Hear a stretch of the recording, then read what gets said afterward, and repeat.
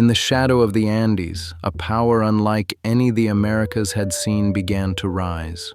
From mountaintop fortresses and endless roads, the Inca forged an empire that stretched across half a continent. They conquered not only with warriors and weapons, but with spies, gifts, and diplomacy so brilliant it could topple kingdoms without a single arrow fired. This is the untold story of Inca warfare and diplomacy, and how even the mightiest army in South America met a foe it could not overcome. The Inca Empire, Tawantinsuyu, spanned from modern Colombia to Chile, but it didn't begin with grand armies. It began with small, disciplined bands led by warrior kings. Every Inca boy was trained in the arts of war, the sling, the spear, the macana club.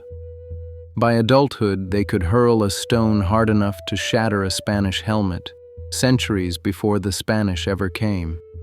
Yet the Incas did not crave endless war. They built a system where battle was the last resort, and when it came, it was a spectacle of discipline and precision. But behind this discipline lay a secret, a way to conquer entire nations before the first battle drum sounded.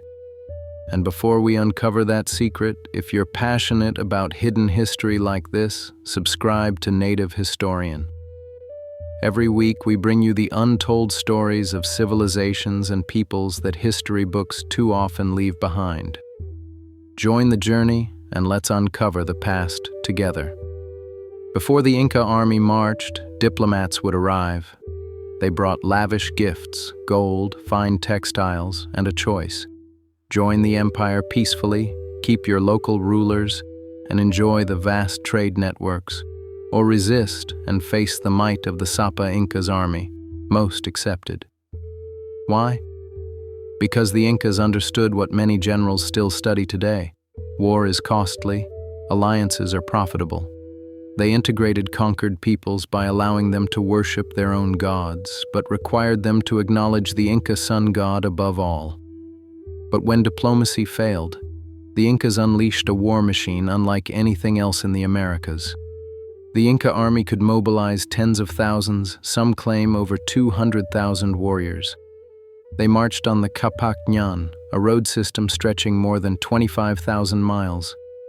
Along the way, supply depots stocked them with food, weapons, and armor. Soldiers wore quilted armor, carried wooden shields, and wielded weapons like the bolas, weighted cords spun and thrown to entangle enemies.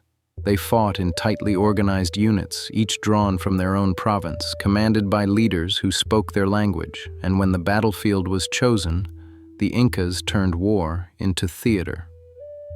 Battles often began with displays of strength, shouting, drum beats, and coordinated maneuvers meant to terrify the enemy. Then came the slings, deadly at distances of more than 200 yards, followed by brutal close combat.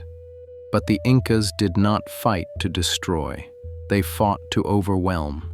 They wanted enemies alive, to be absorbed into the empire. Still, one truth haunted Inca generals.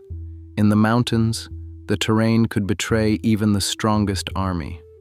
The fierce Chachapoya resisted for decades, fighting from cloud forests where Inca formations were useless. The Mapuche in the far south refused Inca rule entirely. The Incas learned the hard way.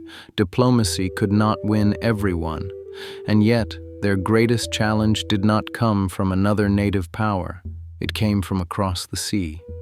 When Francisco Pizarro and his small band of Spaniards arrived in 1532, the Inca Empire was already bleeding from a civil war between brothers Atahualpa and Huáscar. The Spaniards carried steel, horses, and guns, but more deadly than all of these was their use of deception, a tactic the Incas themselves had once mastered. The meeting at Cajamarca turned into a massacre. In a single afternoon, the might of the Inca war machine was broken. Yet even after the empire fell, Inca warfare and diplomacy left their mark. Their roads still stand. Their strategies, alliances before war, integration after conquest, are studied by historians and generals alike. The Incas left us this lesson: a battle can be won with a sword, but an empire is built with words. and somewhere in the Andes, the wind still whispers of a people who fought with both heart and mind.